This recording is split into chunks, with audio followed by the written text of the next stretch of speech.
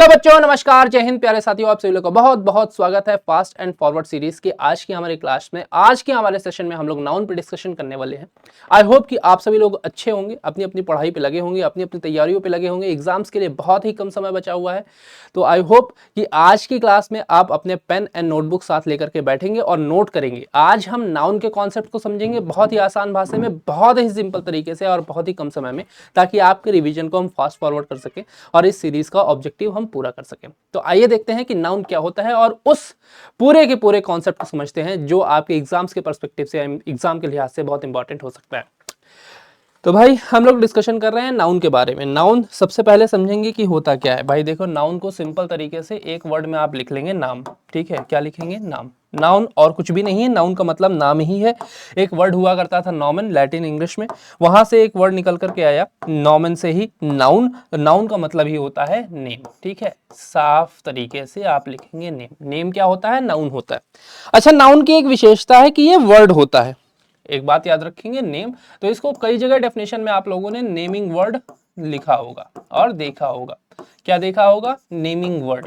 अच्छा बच्चे, naming word लिखने के पीछे रीजन क्या है? नेमिंग वर्ड लिखने के पीछे रीजन ये है कि नाम तो है लेकिन वर्ड होना जरूरी है। जितने भी आपके पार्ट ऑफ स्पीच है सारे शब्द होते हैं, कोई फ्रेज नहीं होता, कुछ भी नहीं होता। कारण यह है कि नाउन का काम होता है किसी भी चीज को रिप्रेजेंट करना, किसी भी चीज को इंट्रोड्यूस करना, जो भी इस दुनिया में इंटेंजिबली या टेंजिबली प्रेजेंट है, यानी फिजिकली या फिर इंटेंजिबली प्रेजेंट है, उस सब को रिप्रेजेंट करता है, इंट्रोड्यूस करता है नाउन। लेकिन जब इस शब्द को हम यूज करते हैं तब वो नाउन बनता है। यानी नाउन जो है एक शब्द होना चाहिए जिसकी मीनिंग होती है। अगर आप किसी फ्रेज के बारे में बात करें तो वो भी इंट्रोडक्शनरी फेज हो सकता है, लेकिन वो नाउन से डिफरेंट इसलिए होता है क्योंकि नाउन केवल और केवल एक शब्द होता है, जबकि फ्रेज पूरे का पूरा अलग कॉन्सेप्ट है।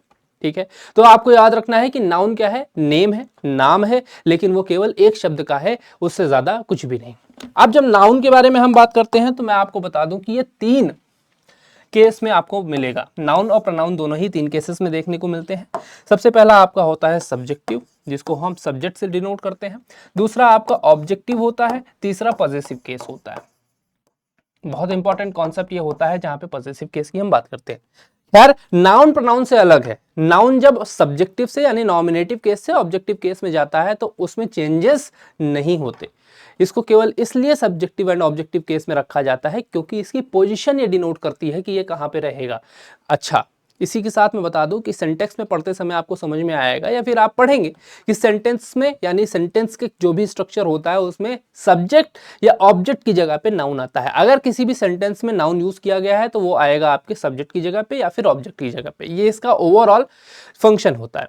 तो जब हम फंक्शन की बात करते हैं तो वहां पे सब्जेक्टिव एंड ऑब्जेक्टिव केस का इस तरीके से हम वेरिफिकेशन करते हैं कि अगर नाउन कहीं पे भी ऑब्जेक्ट की जगह पे लगा है तो वो ऑब्जेक्टिव केस का है, सब्जेक्ट की जगह पे लगा है तो वो सब्जेक्टिव केस पे है।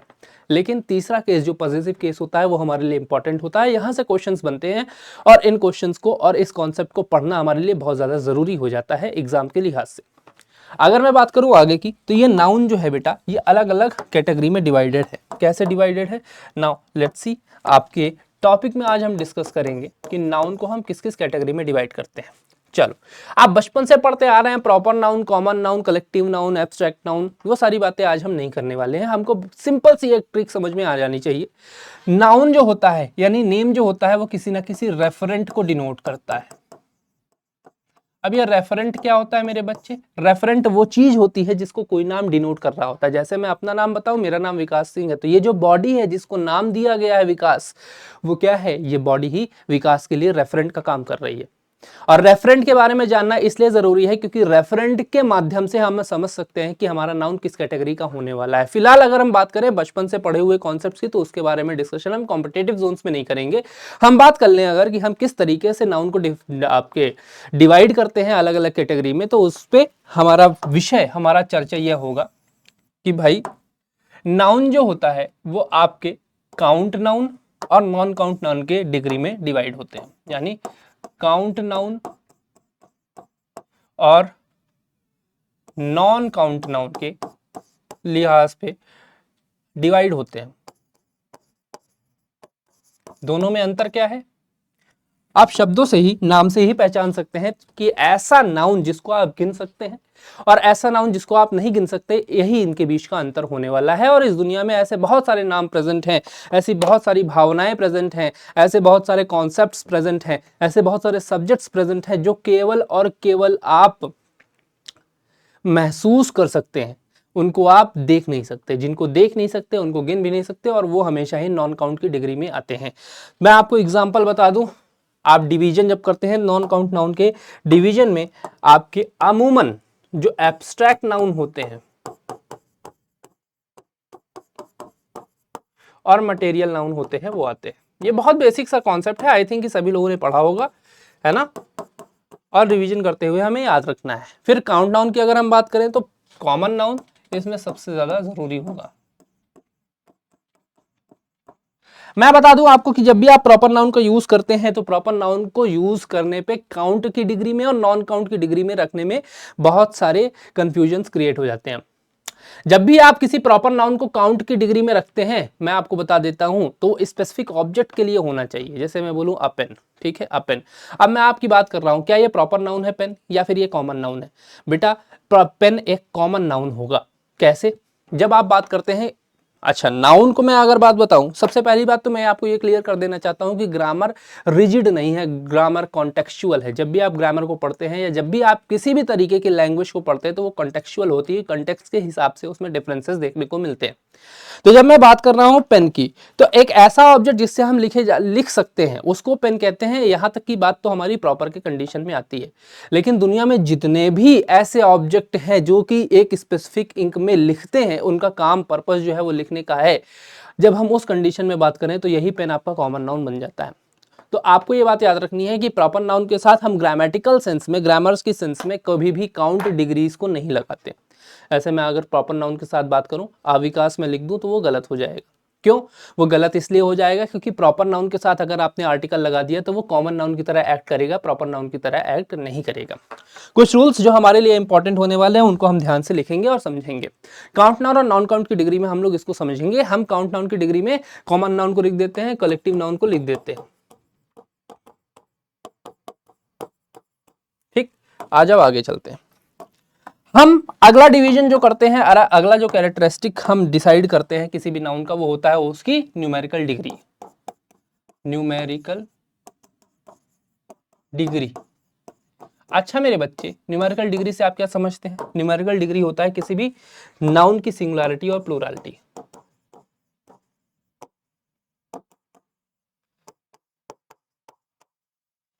आपने बचपन से एक वचन बहुवचन पढ़ा होगा। क्या पढ़ा होगा? एक वचन और बहुवचन।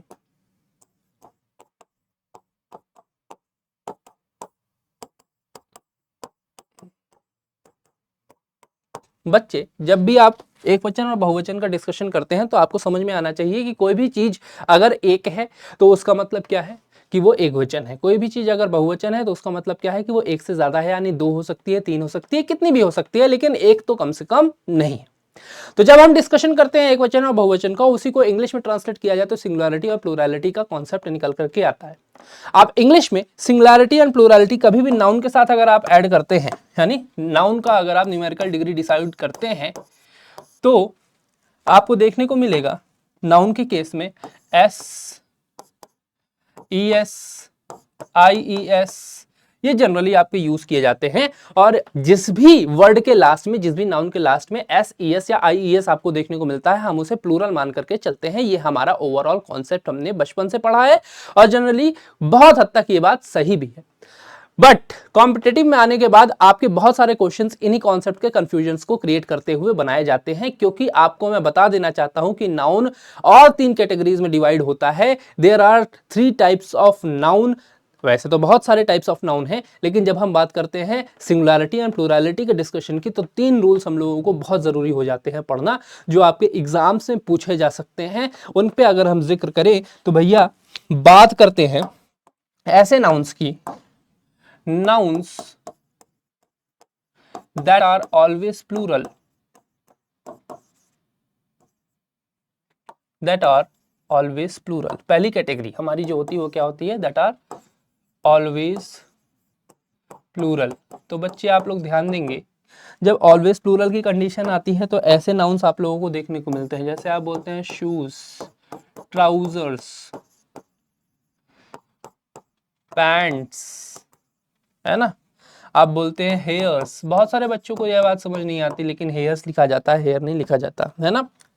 सीजर्स होता है, टोंग्स होता है, ये हमेशा प्लूरल रहते हैं। प्लूरल रहने के पीछे रीजन क्या, लॉजिक भी है, आपको समझना होगा कि ये जितने भी वर्ड्स हमारे यहाँ पे लिखे जा रहे हैं, ये सारे के सारे वर्ड्स आपके क्यों लिखे जा रहे हैं, क्योंकि ये हमेशा जोड़े में आते हैं। These words are always used in pairs, है ना। हमेशा कहाँ पे यूज किया जाता है, पेयर्स में यूज किया जाता है।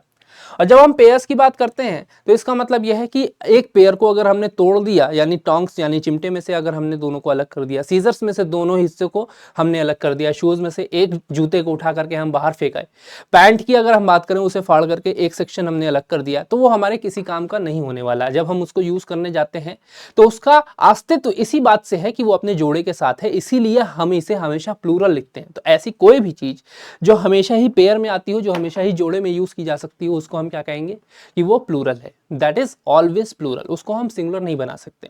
तो SEIS हटा करके इसको सिंगुलर बनाने वाला कॉन्सेप्ट यहां से खत्म हो जाता है। इससे रिलेटेड बहुत सारे क्वेश्चंस बनते हैं, और ये एक मिसकंसेप्शन बहुत सारे बच्चों में होता भी है।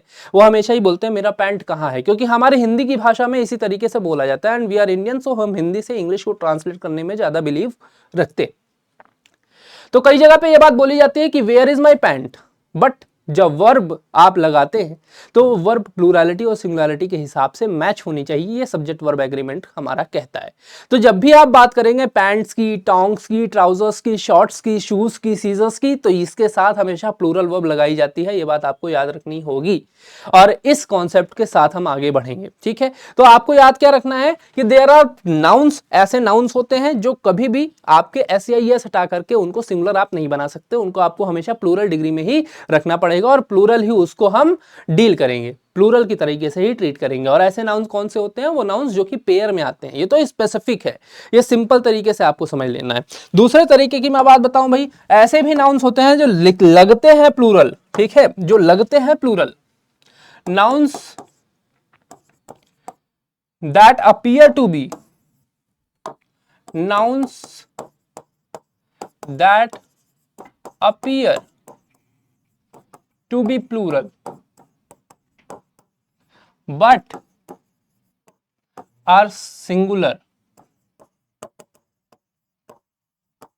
अब ये भी बात आपको याद रखनी है कि ऐसे भी नाउन्स आपको देखने को मिलेंगे जिन नाउन्स को आप जो दिखेंगे प्लूरल की तरीके से। क्यों प्लूरल दिखने का क्या तरीका है, इंग्लिश में प्लूरल दिखने का तरीका सिर्फ इतना ऐसा है कि किसी भी वर्ड के लास्ट में SEIS होना चाहिए।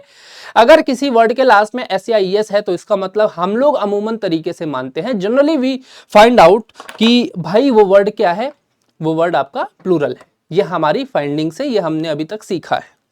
लेकिन अगर मैं आपको कहूं कि देयर आर वर्ड्स, जो वर्ड्स प्लूरल दिखते हैं बट असल में वो सिंगुलर होते हैं, और ये बहुत बड़ा कॉन्सेप्ट है जो कि कंफ्यूज करता है बच्चों को, तो भाई मैं बता देता हूं ऐसे बहुत सारे वर्ड्स के बारे में। सबसे पहला वर्ड आपका हो जाएगा फिजिक्स,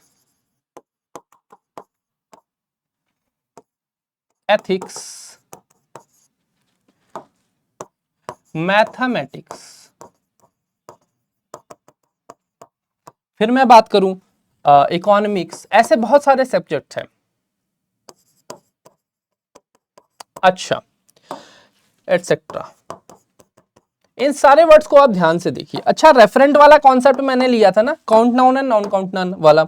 अच्छा, अब हमको इतनी बात मालूम है कि हमारे जो कॉन्सेप्ट होते हैं जिनको हम देख नहीं सकते, केवल महसूस कर सकते हैं, या तो उनका इंपैक्ट हम देख सकते हैं, वो सारे के सारे एब्स्ट्रैक्ट नेचर के होते हैं। एब्स्ट्रैक्ट का मतलब इस दुनिया में प्रेजेंट नहीं है, केवल हम उसको महसूस कर पाएंगे और उनको हम गिन भी नहीं सकते। भाई जिसको देख नहीं सकते उसको गिनोगे कैसे, ऑब्वियस बात है। अच्छा, 5 सेंस ऑर्गन्स होते हैं जिनको परसीव, जिनसे अगर आप किसी शब्द को परसीव कर पा रहे हैं, किसी ऑब्जेक्ट को परसीव कर पा रहे हैं, तो वो आपका टेंजिबल नेचर का होता है और उसको हम इस दुनिया में प्रेजेंट मानते हैं, है ना। लेकिन उसके अलावा बाकी सारी चीजें एब्स्ट्रैक्ट होती हैं। 5 सेंस ऑर्गन कौन कौन से आपको दिए हुए हैं, आंखें दी हैं, स्किन दी हुई है, टंग दिया हुआ है, नोज दिया हुआ है, ईयर दिया हुआ है। इनका यूज करके अगर आप किसी चीज को परसीव कर पा रहे हो, किसी चीज को पहचान पा रहे हो, तो समझो वो टेंजिबल है, वरना वो एब्स्ट्रैक्ट है। और जो एब्स्ट्रैक्ट है वो काउंट नाउन नहीं हो सकता, इस बात को आपको याद रखना है, ठीक। तो भाई अगर हम बात करते हैं फिजिक्स की, एथिक्स की, मैथमेटिक्स की, इकोनॉमिक्स की, एटसेट्रा की। तो ये सारे क्या है, ये सारे सब्जेक्ट्स हैं। अच्छा, ये तो बहुत कॉमन सी बात है। असल में ये क्या है, असल में ये कॉन्सेप्ट्स है। और मैं आपको बता दूं, कॉन्सेप्ट जैसे डेमोक्रेसी, मोनार्की, ये सारे वर्ड्स भी जब भी कॉन्सेप्ट की बात आती है तो वो सारे के सारे एब्स्ट्रैक्ट नेचर के होते हैं। तो क्या आपको लगता है कि एब्स्ट्रैक्ट नेचर के जो वर्ड हैं उनको आप प्लूरल बना सकते हो? जिनको आप देख ही नहीं सकते उनको आप कैसे बता सकते हो कि इस संख्या में एक है या दो है या तीन है या चार है? तो इस पूरे के पूरे कॉन्सेप्ट में आपको ये समझ में आएगा कि ऐसे वर्ड जैसे physics, ethics, mathematics, economics etcetera जो कि आपके एब्स्ट्रैक्ट नेचर के होते हैं, बट एट द एंड उनमें एस या ईएस लगाया जाता है, वो असल में रॉन्ग नंबर होते हैं। वो आपके प्लूरल होते नहीं, वो प्लूरल केवल दिखाई देते हैं। ये क्या है, सीक्रेट एजेंट है। बिल्लू कालिया जो कि सीक्रेट एजेंट है, और ये कभी भी आपका प्लूरल नहीं हो सकता, ये हमेशा सिंगुलर होता है। तो इस तरीके के नाउन्स को आप लोग याद रखेंगे। अब इसमें समझने वाली बात क्या है, तीसरा तरीका ऑफ का जो नाउन है उसको आपको समझना है, ठीक है। थर्ड, भाई पेन चेंज कर लूं आप सभी लोगों की सहूलियत के लिए। और हम थर्ड कॉन्सेप्ट पे अगर हम बात करें तो थर्ड कॉन्सेप्ट हमारा कहता है कि there are nouns that are irregular. अब इर्रेगुलर का क्या मतलब है बेटा? इर्रेगुलर का मतलब यह है नो रूल फॉलोड। साफ साफ लिखो, नो रूल फॉलोड, कोई रूल फॉलो नहीं करते।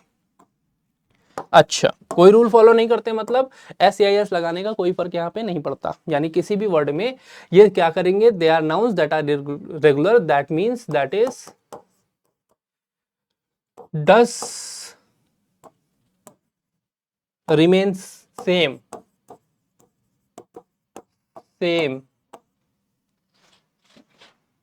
in both plural and singular form,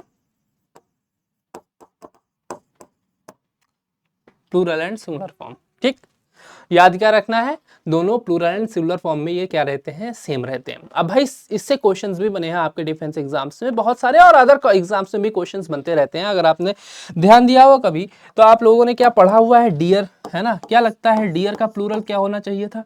dear का प्लूरल बेटा डियर्स नहीं होना चाहिए था, डियर का प्लूरल डियर ही होना चाहिए था, क्योंकि कैम्ब्रिज यूनिवर्सिटी में कहीं जिक्र ही नहीं है कि डियर का प्लूरल जो है वो डियर्स होगा। फिर मैं बात करूं फिश की। अच्छा, आपको पता है कि फिश का प्लूरल क्या होता है? फिश का प्लूरल फिश ही होता है, क्योंकि अगर आप फिशेस लिखते हैं तो उस फिशेस का मतलब क्या होता है, उस फिशेस का मतलब होता है बिरादरी मछलियों की, अलग अलग कैटेगरी जो मछलियों की होती है। तो फिशेस आप प्लूरल मछलियों के लिए नहीं इस्तेमाल कर सकते, फिशेस आप इस्तेमाल करते हैं अलग अलग कैटेगरी को डिनोट करने के लिए। इसका साफ मतलब है कि फिश फिश ही रहेगा प्लूरल फॉर्म में भी। अच्छा, अब यहां से एक क्वेश्चन अराइज होता है, इस क्वेश्चन को पकड़ करके चलोगे तो समझ में आएगा। सर आप कह रहे हैं कि फिश से फिशेस आप नहीं बना सकते। अच्छा, फिशेस हमको देखने को मिलता है, उसका मतलब है कि कैटेगरी ऑफ वर्ड होती है, कैटेगरी ऑफ फिश होती है। इसका मतलब यह है कि फिशेस एग्जिस्ट करता है। तो क्या इसका मतलब यह है कि एक शब्द से बहुत सारे शब्दों के मतलब निकाले जा सकते हैं? हाँ जी, बिल्कुल निकाले जा सकते हैं। और इसी वजह से बहुत सारे ऐसे वर्ड्स हैं, बहुत सारे ऐसे वर्ड्स हैं जिनके दो मतलब होने की वजह से वो आपको सिंगुलर फॉर्म में देखने को मिल जाते हैं। और आपको याद ये बात रखनी है कि हमेशा वो चीज जो नॉन काउंटेबल है वो सिंगुलर ही रहेगी। अगर वो आपको प्लूरल दिख रही है तो चांसेस है कि उस शब्द का मतलब कुछ और होगा।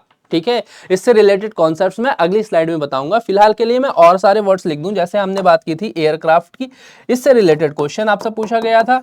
एयरक्राफ्ट, बाइजन, ये सारे वर्ड आपको देखने को मिलेंगे। साथ साथ पुलिस, क्या पुलिस आई है लोग बोलते हैं, लेकिन पुलिस आई नहीं होता है, पुलिस आए हैं बोलता जाता है। क्यों? क्योंकि पुलिस असल में प्लूरल फॉर्म में डिनोट किया जाता है। फिर मैं बात करूं infantry,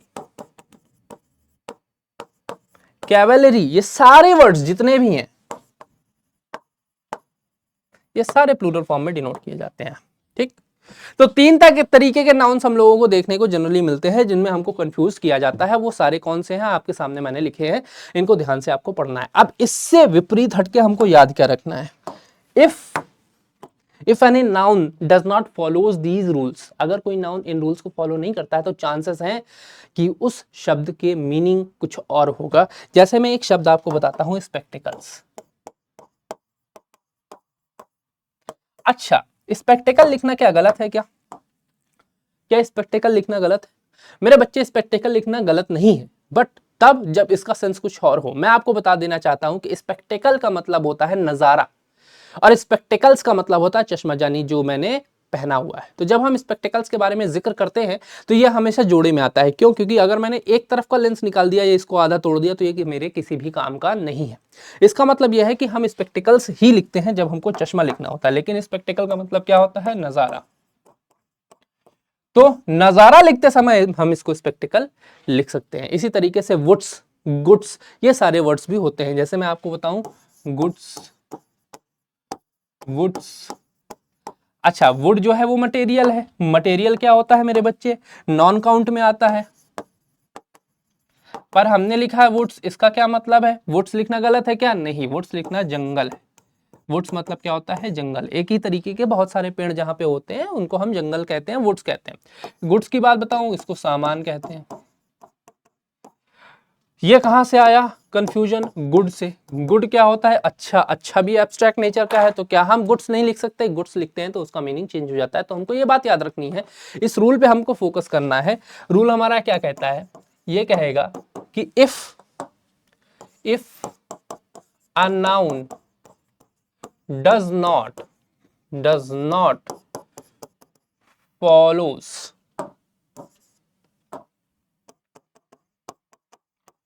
follows, if a noun does not follows the rules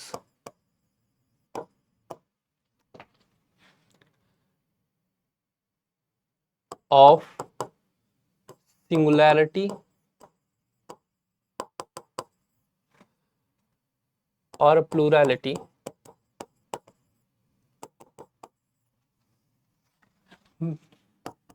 it may have some different meanings, या फिर it may have different meaning.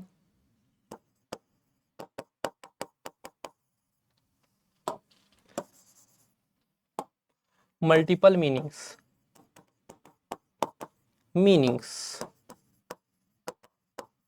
है ना मेरे बच्चे। तो रूल हमारा क्या कहता है कि अगर कोई ऐसा नाउन है जो सिंगुलरिटी और प्लूरलिटी के इन नियमों को फॉलो नहीं करता है, उसके डिफरेंट मीनिंग हो सकते हैं, मल्टीपल मीनिंग्स हो सकते हैं। यही नाउन का पूरा ओवरऑल कॉन्सेप्ट है जहां से क्वेश्चंस बनते हैं। अब इसमें क्वेश्चंस कैसे कैसे बनेंगे उसका मैं तरीका आपको बताऊं, तो आप ऐसे नाउन को जो कि आपका नॉन काउंट नाउन है उसको आप प्लूरल नहीं लिख सकते। तो जब मैंने बोला गुड्स, ठीक है, तो अगर किसी सेंटेंस का कंटेक्स्ट अच्छाई के लिए गुड का है तो वहां पे गुड्स लिखना गलत हो जाएगा, ये एरर हो जाएगा। इनके साथ ऐसे न्यूमेरिकल डिग्री के डिटर्मिनर्स आप नहीं लगा सकते, जैसे मैनी हो गया, जैसे आप आर्टिकल ए एन नहीं लगा सकते, ठीक है। ये सारी चीजें आप यूज नहीं कर सकते क्योंकि ये नॉन काउंट है और इनके साथ एक या एक जैसी संख्या, जैसे ए और एन, आप जब दो लगाते हैं तो इनका मतलब होता है एक, इनको आप यूज नहीं कर सकते। तो ये सिंटैक्स का सब्जेक्ट वर्ब एग्रीमेंट का एक पार्ट होता है। जब हम सिंटैक्स की बात करते हैं तो हम जनरली नाउन का प्रोनाउन के साथ और नाउन का वर्ब के साथ, नाउन का प्रोनाउन के साथ, प्रेपोजिशन के साथ, कंजंक्शन के साथ, सबके साथ जो उसका पूरा स्ट्रक्चर फॉलो होता है उसकी हम बात करते हैं।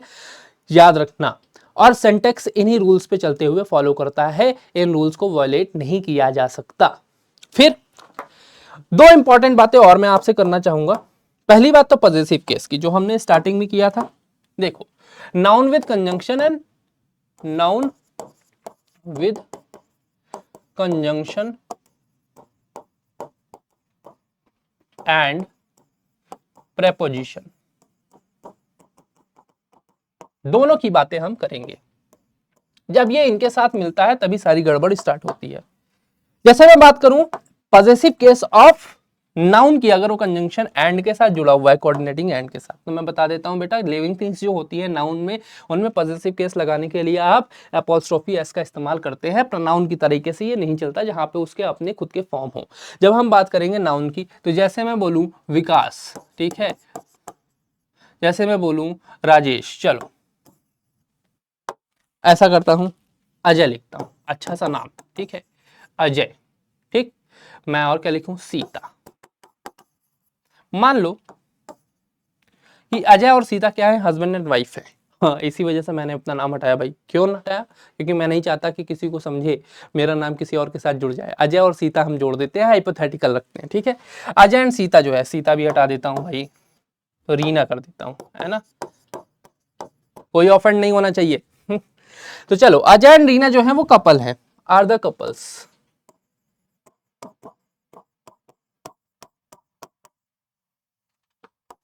अब मैं बात करूं, अच्छा ये आर द कपल हो जाएगा क्या? नहीं, ये इज द कपल होगा, इज अ कपल। जब हम बात करते हैं, ठीक है, ऐसे सेंटेंस की अपॉस्ट्रोफी लगानी हो, ठीक, और मैं एक सेंटेंस लिखूं जहां पे मैं लिखूं कि I visited Ajay's and Sita's house twice but the couple was not present। मैंने ये सेंटेंस आप लोगों के लिए लिखा है। इस सेंटेंस को आप ध्यान से देखिए, सभी लोग, आपको समझ में आ जाएगा। सेंटेंस कहना चाहता है कि मैं अजय और सीता के घर 2 बार गया। I visited Ajay's and Sita's house twice but the couple was not present. अब इस सेंटेंस में गलती क्या हो सकती है? अगर हम इसके बारे में बात करें तो यहां से रिलेटेड क्वेश्चन अगर बनता है, बहुत ही अच्छा क्वेश्चन ये बन सकता था, लेकिन मेरे बच्चे क्योंकि इसको यूज करना, पॉजिटिव केस ऑफ नाउन को यूज करना जानते हैं, तो उनके लिए क्वेश्चन कोई बहुत बड़ी बात नहीं होगी। कारण क्या है? देखो, मैं आप लोगों को एक सिंपल सा स्ट्रक्चर बताता हूं। जब भी नाउन 1, ठीक है, नाउन 1 एंड नाउन 2 को जोड़ा जाता है, तो ये बात आप लोगों को याद रख लेनी है कि अपॉस्ट्रोफी एस अगर दोनों के साथ लगा दिया तो इसका मतलब दोनों अलग सब्जेक्ट हो जाएंगे। यानी नाउन 1 के साथ अगर आपने अपॉस्ट्रोफी एस लगाया और नाउन 2 के साथ भी आपने अपॉस्ट्रोफी एस लगाया, तो ये दोनों ही अलग सब्जेक्ट हो जाएंगे। यानी वर्ब जो लगेगी इन दोनों के लिए अलग अलग लगनी चाहिए। ये बात है सिंपल सी। अच्छा, इस पूरे सेंटेंस में हम क्या बात कर रहे हैं? आई विजिटेड अजय's एंड सीता's, यानी दोनों अलग अलग सब्जेक्ट है ना, 2 अलग अलग सब्जेक्ट हो गए, यानी इनका घर भी अलग होना चाहिए, हाउस, तो हाउसेज होना चाहिए। बट द कपल, अरे ये क्या बात हो गई मेरे बच्चे, यहाँ क्या लिखा हुआ है? हम बोल रहे हैं कि ये कपल है, और कपल होने के बावजूद अजय का और सीता का घर अलग है, ये तो अर्थ का अनर्थ हो जाएगा ना मेरे बच्चे, है ना। तो मेरे जिगर के टुकड़े, आपको ये बात याद रखनी है कि I visited Ajay's and Sita's house twice but the couple was not present. जब इस तरीके की सेंटेंस हम लिखते हैं तो यहाँ पे गलती ये हो जाती है कि हम दोनों के साथ अपॉस्ट्रोफी एस लगा रहे होते हैं, और दोनों के साथ अपॉस्ट्रोफी एस लगाने का मतलब 2 अलग अलग सब्जेक्ट होता है, एक सब्जेक्ट नहीं होता। इसीलिए याद रख लेना कि जब भी आपको दोनों सिंगल सब्जेक्ट में दिखाने हो तो हमेशा अपॉस्ट्रोफी एस दूसरे वाले नाउन के साथ लगता है। तो स्ट्रक्चर आपका बनता है नाउन 1 एंड नाउन 2 के साथ अपॉस्ट्रोफी एस, और इसका मतलब यह होता है सिंगुलर सब्जेक्ट, साथ ही साथ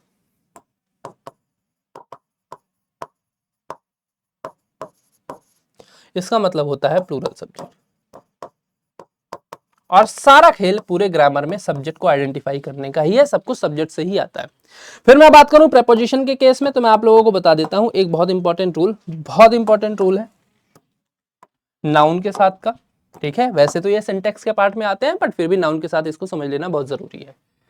जब भी आप नाउन 1 को किसी प्रेपोजिशन से जोड़ते हैं और नाउन 1 रिपीट होता है ना, जैसे मैं बोलूं डोर टू डोर, है ना, मैं बोलूं सिटी आफ्टर सिटी,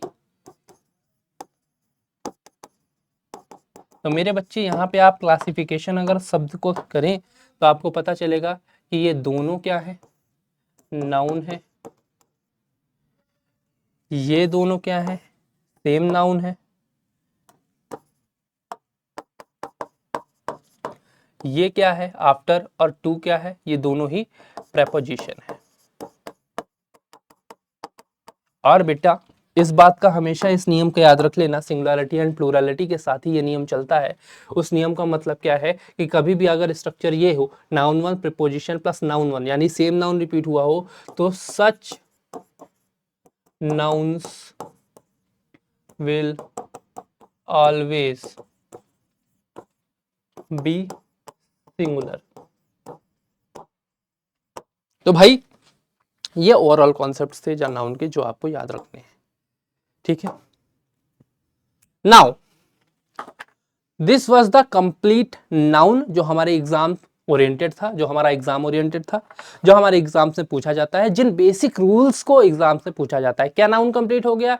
नाउन अभी सिंटैक्स के हिसाब से बचा है, पर नाउन खुद में अगर हम बात करें, नाउन से रिलेटेड, नाउन में जो गड़बड़ी होती है उससे रिलेटेड जो क्वेश्चंस आते हैं वो यहाँ पे कंप्लीट होता है। तो इससे रिलेटेड कुछ क्वेश्चंस हम देखेंगे कल 8 बजे फास्ट फॉरवर्ड सीरीज की प्रैक्टिस की क्लास में। मिलेंगे नए क्लास में कल सुबह 8 बजे। तब तक के लिए आप सभी लोग विश्राम करें, मैं भी विश्राम करूंगा, तैयार रहूंगा अगली क्लास के लिए। तब तक के लिए bye bye, Ram Ram and Jai Hind. आप सभी लोगों को बहुत सारी शुभकामनाएं।